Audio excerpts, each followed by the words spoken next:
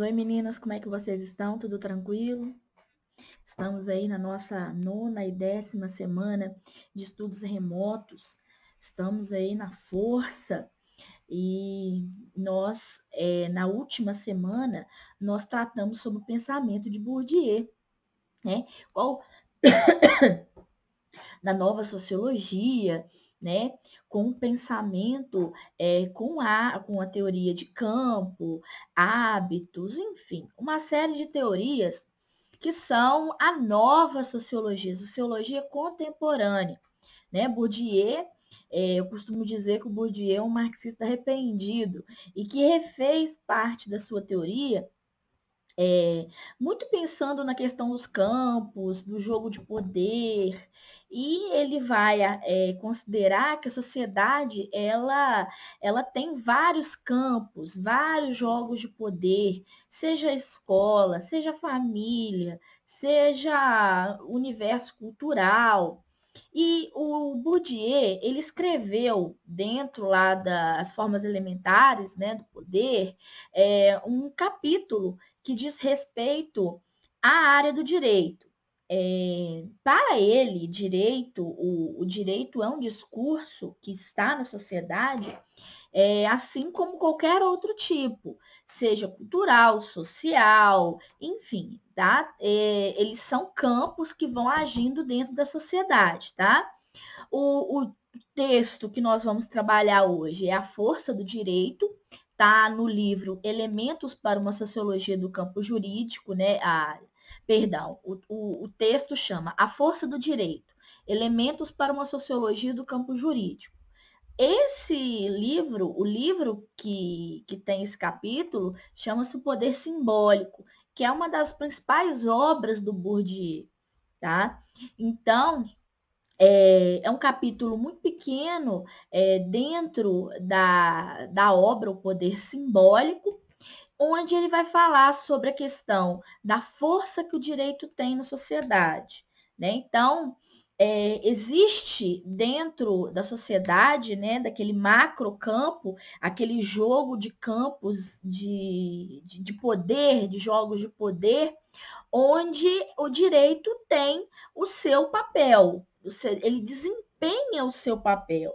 Né? Você tem aí uma ideologia de independência do direito e do corpo judicial, então ele tem um campo simbólico específico dentro da sociedade que, em muitos momentos, ele pode servir à classe dominante, porque a maioria daquelas pessoas que estão dentro do poder do direito, dentro do direito, desse campo, eles também constituem como a elite. Né? Então, provavelmente, o Bourdieu ele destaca que o direito, né, a força do direito, ele se reside aí também na força da ideologia dominante. Né? Vem aquele teor marxista do Bourdieu, apesar dele ser um marxista um pouco arrependido, né, ele não concorda com aquela estrutura estruturante do Marx, mas ele considera que a sociedade possui algumas estruturas, jogos de poder que vão, né, e o direito faz parte desse também. Mas ele fala que a força do direito está na divisão do trabalho jurídico, e ele consegue entender essa divisão do trabalho jurídico. Então, ele fala que o discurso, né, que é a questão, o campo jurídico é uma força de poder que, assim como a escola, assim como a família, assim como a religião, se constitui. Então, que ele vai chamar de campo jurídico. Né? E dentro desse campo jurídico o direito, é o monopólio de dizer e de fazer direito. Então, o campo jurídico, ele é uma visão legítima, justa, né? Ele que constrói a ordem jurídica. Então, na sociedade, a gente reconhece esse campo jurídico. Né? Eles têm o domínio, o monopólio de fazer e de dizer o direito. Então, né, nós temos aí dentro da sociedade, e aí é fácil vocês saberem, né? Nós temos cargos investidos, nós temos juiz, nós temos advogado, nós temos promotor, nós temos. Eles constituem o campo jurídico, né? Eles constroem, eles têm o monopólio de interpretar o corpo de texto jurídico, eles que consagram essa visão legítima e justa dentro do campo jurídico, no mundo social. Então, existe um corpo, assim como a escola, os professores, né, o corpo pedagógico constituem o campo educacional, o juiz, o advogado, o promotor, enfim, todo esse aparato, eles constituem o campo jurídico. Assim, a igreja, escola, justiça, são várias categorias. E em todo campo, existem intérpretes que são autorizados. No caso, na escola, quem é o intérprete mais importante que é autorizado a falar pelo campo jurídico educacional? Os professores, né? Então, existe aí um corpo organizado internamente, né? Que tem as hierarquias, né? O juiz, o jurista, aquele que interpreta doutrinador, existe aí dentro do campo jurídico. Então, isso é fato, né? Então, eles têm uma hierarquia interna, como eu falo para vocês, e uma posição, né? Então, fora desse campo, a gente não reconhece, mas dentro do campo, eles se reconhecem como a hierarquia dentro do campo jurídico, né? E tem que ter uma força interpretativa, uma posição, né? E aí, eles têm o monopólio da interpretação do campo jurídico, né? Eu, Tatiana, por exemplo, eu sou uma visão vulgar, né? Uma visão do leigo. Dentro do campo educacional, como eu sou professora, eu tenho poder. Agora, se eu for para o campo jurídico, né? Todo aquele linguajar, aquela estrutura, aquela hierarquia, eu não compreendo. Então, eu tenho uma visão vulgar de leigo, né? E, por outro lado, as pessoas que se constituem dentro do campo jurídico, eles se constituem como peritos, né? Então, existe aí uma relação de poder que vai fundamentar esses dois sistemas, essas duas visões do mundo. Né? A visão externa é a visão do leigo, daquele que não tem o conteúdo, que não sabe o que está no campo jurídico, e tem a visão do perito que se constitui aí cristalizado como uma pessoa que tem o direito, que tem a Constituição das leis e sabe a toda a organização desse campo constitutivo, enfim. Então, existe aí umas relações do poder. O campo judicial, o espaço organizado, né, onde igual eu falei para vocês, existe conflitos diretos, partes, debates, né, juridicamente regulados entre os profissionais. Então, esses profissionais, eles têm o domínio, eles não são leigos, eles sabem o que eles estão dizendo, né? O juiz, ele interpreta as leis, ele tem esse poder frente à sociedade, ele está constituindo aqui dentro do campo judicial, o advogado também, né? E tem toda aquela. Só que é lógico, assim como na educação, na religião, na cultura, esse campo judicial, ele não é ordenado. É o conflito interno, né? E aí o debate jurídico vai sendo regulado e o campo jurídico vai sendo construído, né? Agora, para eu entrar dentro desse universo, desse campo jurídico, primeiro eu tenho que entender que a lei é fundamental e ela tem que ser respeitada, né? Então, eu tenho que buscar, né, a questão da ordem, né? Entender que é um universo jurídico, eu tenho que entender as leis, eu tenho que reconhecer meus pares e, principalmente, renunciar à violência física, né? E simbólica e tratar do universo das leis. Eu reconhecer que eu tenho que renunciar a qualquer tipo de violência e aceitar a força que a lei possui dentro desse campo jurídico, né? Então, isso é um trabalho de construção, né? É a questão de da construção da realidade social, né? Em tese, esse campo jurídico, o direito, é a descoberta que há injustiças e sentimento de ter certos direitos, né? Então, o campo jurídico vai se construir, né?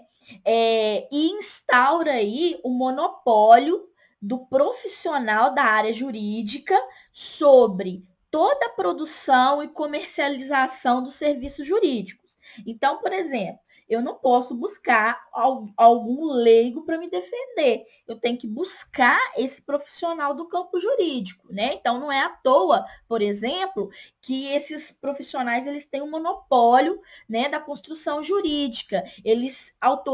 Só eles têm autorização de vender seus serviços jurídicos. Exemplo, por exemplo, profissional para o bacharel em direito, ele ser advogado, ele precisa passar por um exame, que é o exame da ordem. Então, existe aí todo um formalismo. Primeiro, ele busca uma graduação, né? Ele vai se formar em bacharel, ele não é advogado, ele não pode advogar.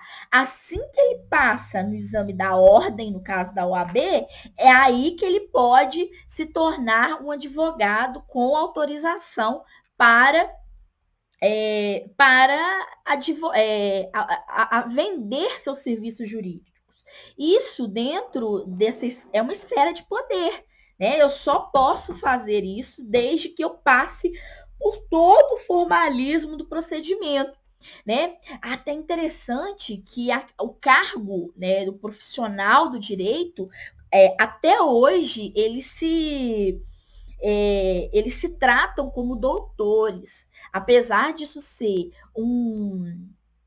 uma lei que foi criada durante o Império, que depois da República, né, com o advento da República, ela caiu por terra, ainda o advogado é tratado como doutor, porque ele tem o monopólio do instrumento, dos serviços jurídicos, ele tem o poder do campo jurídico. Então, de acordo com o campo jurídico, ele está acima dentro da sociedade. Então, ele pode ser tratado como uma pessoa diferente, mesmo não tendo passado por todo o rigor, né, de um doutorado, ele pode ser chamado de doutor, assim como os médicos, né, o campo da saúde, o campo jurídico, o campo da saúde, também existe esses formalismos, né? Você vê que são duas profissões que ainda são chamados na sociedade pelo senso comum de doutores, porque tem todo um formalismo procedimental aí, né? Então, e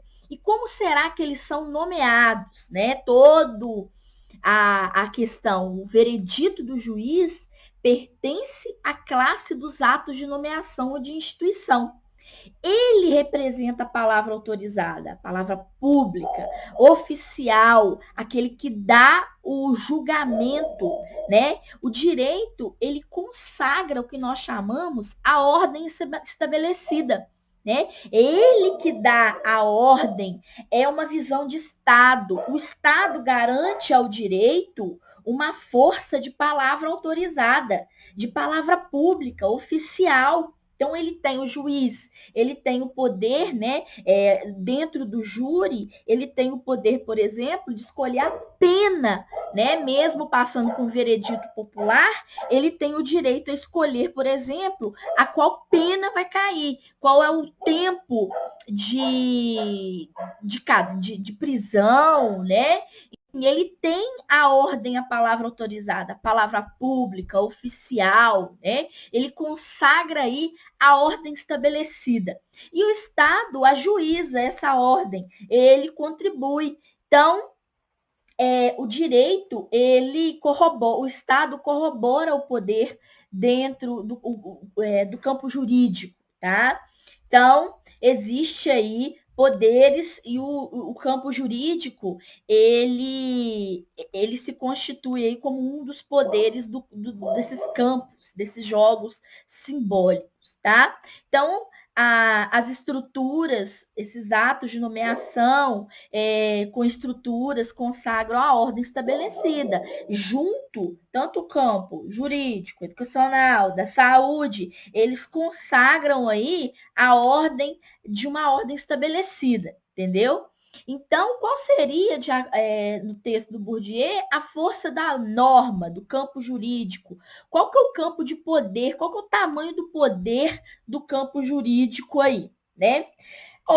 Como eu disse para vocês, geralmente os magistrados, o poder jurídico, eles advêm da classe dominante. Então, geralmente, eles pertencem aí à classe dominante. Então, geralmente, de acordo com Bourdieu, eles vão perpetuar esse discurso, né, da classe dominante. O direito vai servir, né, para essa classe dominante, mesmo propondo, né, o direito, a justiça é cega, né, tem até a figura da justiça ser cega, mas até que ponto, né? Se uma vez que os constituintes do campo jurídico, dos magistrados, pertencem à classe dominante, será que eles são tão cegos assim em não reconhecer a sua própria classe? Né? Então, fica aí uma pergunta, né? Mesmo assim, eles se propõem como neutros.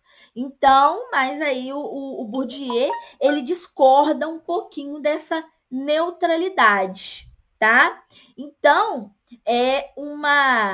o direito ele serve para a constituição de uma ordem simbólica, que de acordo com Bourdieu, é a ordem simbólica que advém dessa classe dos dominantes, tá? E aí eles transformam esse ponto de vista das classes dominantes em regra, em normalidade, Então, eles impõem ao resto da sociedade, né, a imposição, a norma que advém das classes dominantes. E isso não foge muito da concepção que o Marx tinha sobre o direito, que o direito, por pertencer, né, a maioria das pessoas que usam do direito pertencem às classes dominantes, né, a burguesia, no caso, como dizia o Marx, então quer dizer que o direito é criado para eles, né? Então, aqueles que fizessem algo contrário à ordem estabelecida pela força do direito seriam considerados como desviantes. E aí você tem a influência direta de Durkheim, né? Então, por isso que eu falo para vocês, os clássicos ainda não estão abandonados. Os teóricos atuais, eles têm ainda eles ainda bebem dos clássicos. Então, você vê Durkheim, você vê Marx, né? E até quando ele desconstrói a estrutura estruturante do Karl Marx, ele está falando sobre a especificidade dos campos. Então, ele está citando Weber também, quando fala do indivíduo e etc. Então, gente, ele também tem a influência desses clássicos. A gente não pode esquecer dos clássicos. Então, você tem Marx, você tem Durkheim, você tem Weber, né? Aí, no momento onde ele fala nos desviantes, anormais, patológicos. Então, ele tem uma influência, né? Que são aquelas pessoas que não seguem a ordem estabelecida pelo direito. Né? E por esse motivo serão punidas, não com a força física, né? Porque uma vez que você, no Estado moderno, você abdica de usar da força física, mas sim da simbólica, tá? Então, o direito é um instrumento de normalização de uma representação oficial do mundo social. É uma visão de mundo, né? Assim como você tem a escola que tem a sua visão de mundo, da religião que tem a visão de mundo, você tem também o campo jurídico, que existe aí uma visão de mundo, e o direito, ele tem muito poder, porque ele advém dessas classes dominantes, né? Estou falando isso de novo. Então, ele representa, ele impõe uma representação social sobre os outros campos. E ele tem muito poder sobre os outros campos, entendeu? Então, é um instrumento aí de normalização. Então, o Bourdieu fala muito sobre isso, né? Sobre a teoria de campos. É muito importante. O direito, ele exerce esse campo jurídico sobre a sociedade. Então, eu já citei para vocês. Fato é que a classe jurídica, né, são considerados como deuses do Olimpo, né, que são praticamente pessoas intocáveis, né, para você fazer algo dentro da estrutura contra o campo jurídico, você acaba tocando numa estrutura social muito enraizada, né, de uma elite.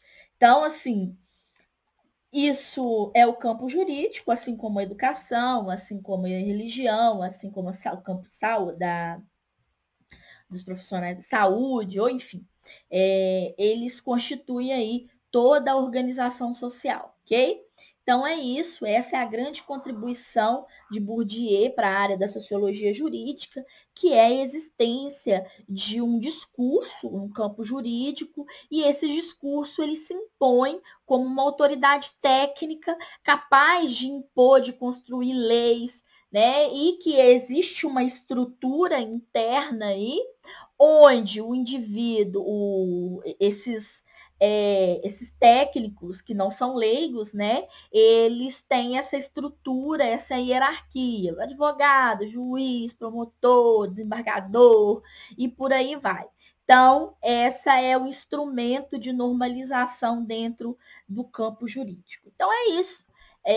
Aí, com isso, a gente termina a grande contribuição de Bourdieu para a área do direito. Muitos fazem uso do Bourdieu nos seus trabalhos de conclusão de curso, né? Mostrando aí com a teoria do campo jurídico quanto que é importante. É muito importante ter, né, a construção desse campo jurídico, mas sempre pensar, e aí vem minha opinião pessoal, sempre pensar que o direito, ele é propagador da justiça, né? Ele mantém a justiça, né? Ele faz com que a justiça seja aplicada, né? Esses juristas, essas pessoas que interpretam, que criam as leis, deveriam ter essa ideia de neutralidade e não estar a serviço de uma classe dominante. Mas, infelizmente, como eles advêm dessa classe dominante, fica muito difícil eles serem tão neutros assim, né? Mas teriam que lutar para que a neutralidade permanecesse, né? Então, é isso. Com isso, a gente termina o pensamento do Bourdieu, é um pedaço do pensamento do Bourdieu. Nós temos aí várias contribuições do Bourdieu na área da sociologia, mas essa é uma das áreas. Bourdieu, ele foi muito claro, ele não tinha, ele não queria falar sobre uma sociologia jurídica. Ele considerava, assim como o direito, um dos discursos de diversos campos que existem na sociedade, né? Então, assim como outros profissionais de outras áreas, né? Outras construções de outros campos, mas vale a pena, de certa forma, ele ficou muito presente aí dentro do campo jurídico, tá bom? Então é isso. Um grande abraço e até a próxima.